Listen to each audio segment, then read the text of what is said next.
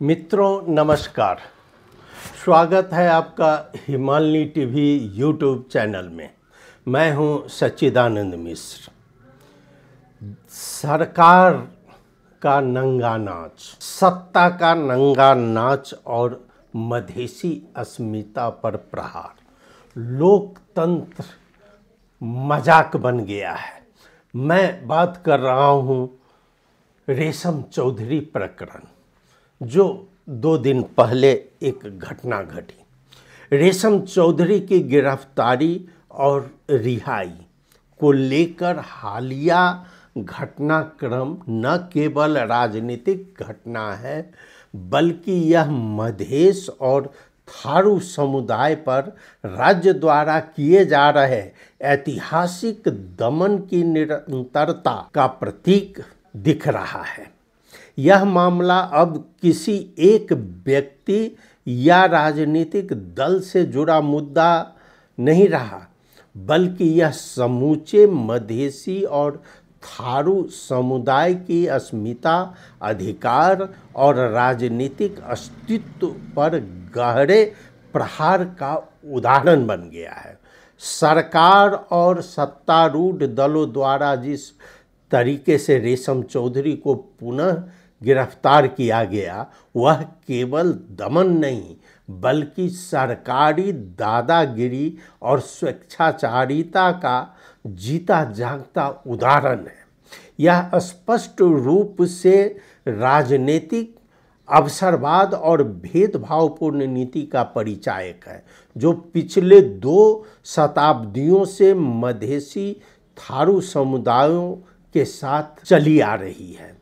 चाहे वह साम दाम दंड भेद की नीति हो या राज्य संरचनाओं का प्रयोग कर असहमति की आवाज़ को दबाने की प्रक्रिया और तरीका हो। रेशम चौधरी को जिस तरह गिरफ्तार किया गया, उसे एक सनकी अधिकारी की व्यक्तिगत कार्रवाई बताकर सरकार खुद को बचाने की कोशिश कर रही है। लेकिन इस नाटक में पुलिस प्रशासन, गृह मंत्रालय और सत्ता के शीर्ष पर बैठे लोगों की संलिप्तता साफ नजर आती है। यह केवल एक कर्मचारी का सनक नहीं है, यह एक संगठित साजिश है, एक ऐसा कला विहीन नाटक जिसे पूरे राज्य तंत्र ने मिलकर रचा है। इस पूरे घटनाक्रम में न सिर्फ सरकार, बल्कि मीडिया और तथाकथित बुद्धिजीवी वर्ग की भूमिका भी सवालों के घेरे में आ गया है। यह वह समय है जब मधेसी और थारू नेताओं को गोलबंद होकर, निर्भय होकर अपनी आवाज़ उठानी चाहिए थी। सत्ता की चापलूसी छोड़कर जनता के साथ खड़ा होना ही मधेश की सुरक्षा की असली गारंटी है। रेशम चौधरी की गिरफ्तारी को कोई चाहे जो नाम दे दे, यह स्पष्ट है कि यह केवल कानूनी प्रक्रिया नहीं, बल्कि एक रेशम पर नहीं, बल्कि पूरे मधेश की आकांक्षाओं, उसकी अस्मिता और न्याय की मांग पर है। अब रेशम चौधरी प्रकरण में बताया जाता है कि यह केवल व्यक्तिगत नहीं है, यह लोकतंत्र पर, मधेसी अधिकार और राजावादी आशाओं पर भी इसका एक विश्लेषण हो सकता है। रेशम चौधरी का हालिया पकड़ाव प्रकरण केवल एक कानूनी या प्रशासनिक मसला नहीं है, बल्कि यह नेपाल के लोकतंत्र, नागरिक अधिकार, मधेसी समुदाय पर प्रभाव और राजावादी ताकतों को संभावित वापसी की आशाओं के गहराई से जुड़ा हुआ है। यह कई सवाल खड़े करते हैं और इसको कई बुंदा अंतर्गत हम विश्लेषण कर सकते हैं। पहले हम बताते हैं कि लोकतंत्र पर खतरा। इससे रेशम चौधरी की गिरफ्तारी, जो एक फर्जी पत्र के आधार पर हुई, नेपाल के लोकतांत्रिक ढांचे की कमजोरियों को उजागर करती है। सर्वोच्च न्यायालय के मुद्दा शाखा के अधिकारी महिमान सिंह बिष्ट द्वारा जारी कथित पत्र, जिसमें बिना किसी ठोस कानूनी आधार के चौधरी को जेल भेजने का अनुरोध किया गया था, यह दर्शाता है कि राजतंत्र में व्यक्तिगत सनक और दुरुपयोग की कितना गुंजाइश है। अब कुछ महत्वपूर्ण प्रश्न उठते हैं इसके साथ ही। इस पत्र को जो लिखा गया, यह पत्र किसके आदेश पर लिखा गया? पहला कैटेगरी में हम इस पर आए हैं। जो बिष्ट ने दावा किया कि यह उन्होंने अपने विवेक से लिखा ताकि टीकापुर में मारे गए 9 लोगों की आत्मा को शांति मिल सके, लेकिन क्या अदालती कर्मचारी इतना बड़ा कदम अकेले उठा सकता है? यह बहुत बड़ा प्रश्न है। उसका विवेक, एक न्यायालय के कर्मचारी का विवेक यह आ गया कि अब चलो एक फर्जी लेटर बनाकर हम इस व्यक्ति को गिरफ्तार करा दें। ठीक है, 9 आदमी का जो 9 लोग मारे गए थे उसके योजनाकार में रेशम चौधरी का नाम आ रहा है, लेकिन उस केस में राष्ट्रपति उसको माफ़ी दे दिए। और फिर दूसरा मुद्दा जो दायर किया गया है उसका रीट पड़ा ही है और उसका पेशी अगले महीना दिया गया है, वो बाकी ही था। लेकिन इस बीच में जब पार्टी का एकीकरण हो रहा था उसका, तो यह व्यक्ति ने, बिष्ट साहब ने एक लेटर दे दिया कि इन्हें गिरफ्तार किया जाए, और उसी के गिरफ्तारी पर इतना बड़ा कांड हुआ। तो अब क्या एक व्यक्ति के विवेक से लोगों को गिरफ्तार किया जा सकता है?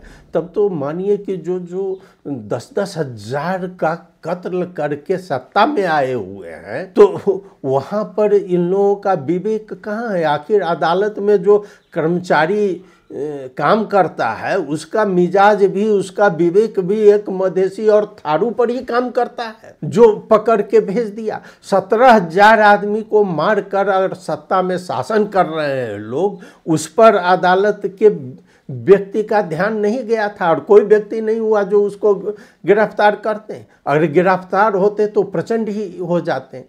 तो यहाँ यह प्रश्न उठता है कि क्या जो अभी आया है कि अदालत में, सर्वोच्च अदालत में लगभग 1 लाख मुद्दा पड़ा हुआ है जिसको थनका कर रखे हैं, उस पर अभी तक कोई सुनवाई नहीं हो रही है। कितने मुद्दा है जो कि अभी आ जाना चाहिए और लोग डेथ कर गए हैं और उसका मुद्दा बाद में फैसला होता है। कितना बड़ा बोझ है न्यायालय पर, यह भी सोचना पड़ेगा। क्या वास्तव में न्यायालय के कर्मचारी पर मानसिक दबाव है? तो हम यह बताना चाहेंगे कि क्या ये मानसिक तनाव तो क्रिएट नहीं कर रहा है हर एक कर्मचारी पर? अगर ऐसी बात है कि इस तरह का मानसिक तनाव में सर्वोच्च के कर्मचारी काम कर रहे हैं, तो तब तो वहाँ पर एक साइकोलॉजिस्ट, एक मनोवैज्ञानिक डॉक्टर वहाँ होना चाहिए, और इस सब से सभी कर्मचारी का उसका मनोवैज्ञानिक स्तर, मानसिक स्तर का एक मापन होना चाहिए। नहीं तो कल यह दुर्घटना तो फिर से आ जाएगी, और इस पर सुप्रीम कोर्ट को कार्रवाई करना चाहिए। जिसका विवेक अगर इस तरह काम कर जाए तो उस तरह का कर्मचारी को क्यों रखना है, या इसके पीछे और भी कोई कारण है? यह तो सोचने की बात है। मैं आपको और बता दूं कि इस घटनाक्रम में और क्या हो सकता है कारण।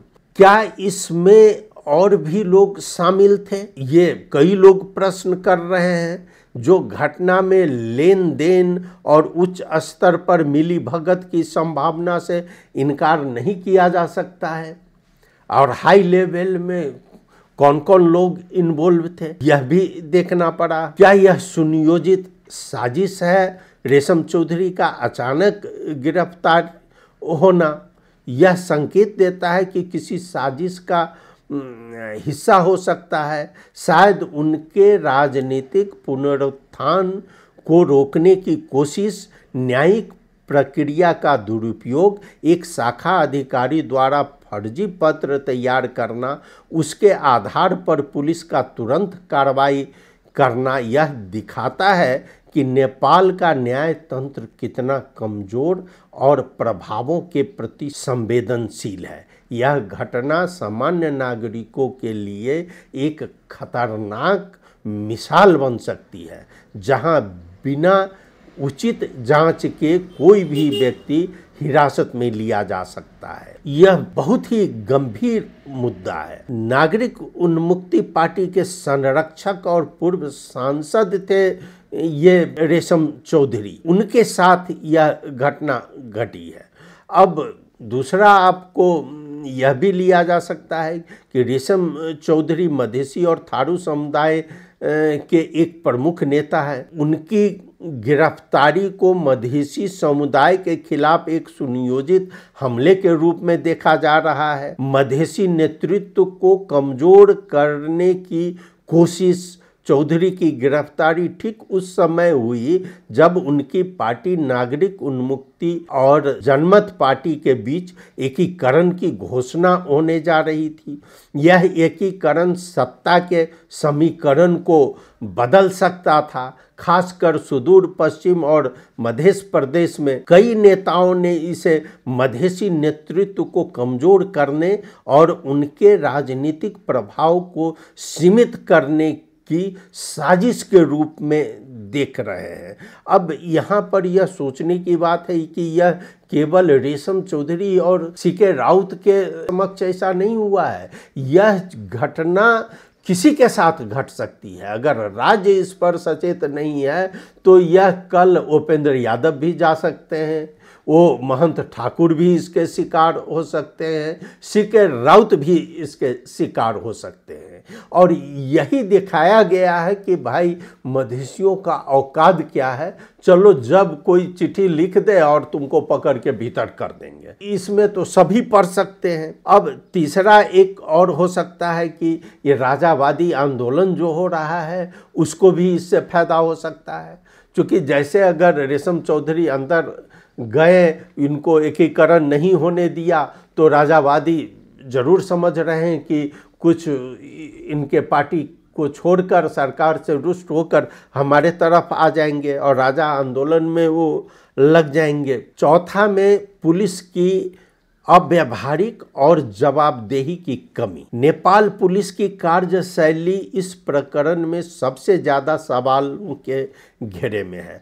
फर्जी पत्र के आधार पर बिना किसी जांच के चौधरी को गिरफ्तार करना पुलिस की गैर जिम्मेदाराना और अव्यावसायिक रवैये को दर्शाता है। अब इसके बाद हम बता दें आपको कि विस्तृत छानबीन की मांग की जा रही है। इस प्रकरण ने नेपाल के न्यायतंत्र, पुलिस के समग्र राजतंत्र की विश्वसनीयता पर गहरा संकट खड़ा कर दिया है। इसे केवल शाखा अधिकारी बिष्ट की सनक तक सीमित नहीं रखा जा सकता। एक विस्तृत और निष्पक्ष छानबीन की जरूरत है, जिसमें कई पहलू पर ध्यान देना जरूरी है। रेशम चौधरी गिरफ्तारी प्रकरण नेपाल के लोकतंत्र के लिए एक गंभीर खतरा है, क्योंकि यह राज्यतंत्र के दुरुपयोग और संस्थागत कमजोरियों को उजागर करता है।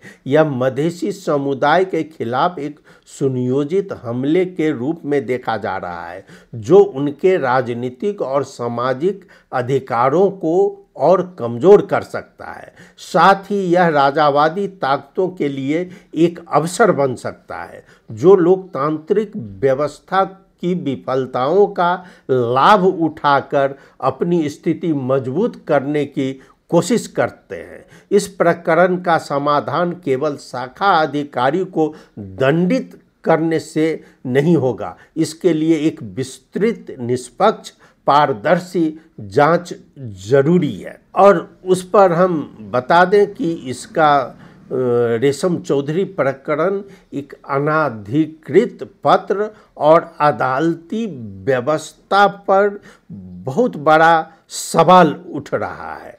अब इसमें संभावित साजिशकर्ता कौन कौन हो सकते हैं? राजनीतिक प्रतिद्वंदी, चौधरी की राजनीतिक ताकत और लोकप्रियता को देखते हुए यह हो सकता है कि किसी राजनीतिक समूह या प्रतिद्वंदी ने उनके खिलाफ माहौल बनाने की योजना बनाई हो। प्रशासनिक तत्व, अदालत या प्रशासनिक प्रणाली के भीतर बैठे कुछ अधिकारी जो चौधरी की रिहाई से असंतुष्ट रहे हो, और आर्थिक लाभार्थी। यदि इस पत्र के पीछे किसी प्रकार का आर्थिक लेन देन हुआ है तो यह भ्रष्टाचार का मामला बन सकता है। और अंत में यह कि व्यक्तिगत जो अधिकारी बिष्ट की व्यक्तिगत दुश्मनी, उनका भी हो सकता है कि जो बाहर आ रही है बात कि कोई व्यक्ति उस मृतक में है, जिसके कारण उसको अचानक यह आभास हुआ कि नहीं, मैं इसका बदला लेकर रहूं, यह भी हो सकता है। और तब उनको उनकी सनक मिजाज का इलाज होना और पूरे न्यायालय के कर्मचारियों का इलाज होना साइकियाट्रिक से जरूरी है। मित्रों, इस घटना ने न केवल अदालती प्रक्रिया की पारदर्शिता पर सवाल खड़े किए हैं, बल्कि यह भी स्पष्ट किया है कि न्यायपालिका के भीतर भी राजनीतिक या व्यक्तिगत एजेंडा काम कर सकते हैं। अगर ऐसे फर्जी पत्र अतीत में भी जारी हुए हैं तो यह पूरे न्याय तंत्र पर गंभीर आक्षेप है। इसलिए इस मामले में निष्पक्ष और गहराई से जांच आवश्यक है ताकि दोषी को सजा मिले और अदालत की साख बनी रहे। मित्रों, आपने सुना, बहुत बहुत धन्यवाद। आप हमें इस पर प्रतिक्रिया जरूर अवगत कराएं। नमस्कार।